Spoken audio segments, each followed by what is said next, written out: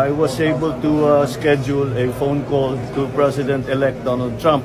At nakausap ko siya kaninang umaga at naaalala naman siya ang Pilipinas. Ang kaibigan niya talaga, mother ko. Kilala niya yung mother ko. Kinukumusta niya how is Imelda? Sabi ko, binabati ka nga.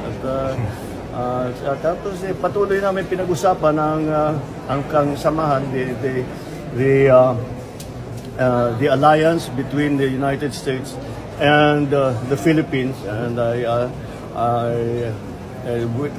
expressed to him our continuing desire to strengthen that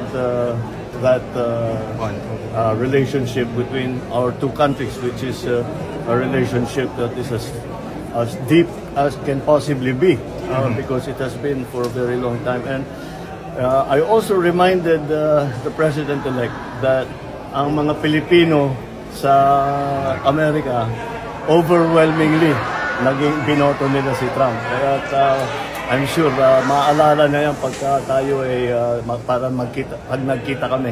At plano kong makipagkita sa kanya as soon as I can. Sabi niya siguro baka nasa White House na siya para bago ako makapunta. But anyway, it was a very good call. It was a very friendly call, very productive. And I'm glad that I was able to do it, and I think the President-elect Trump was also happy to hear from the Philippines.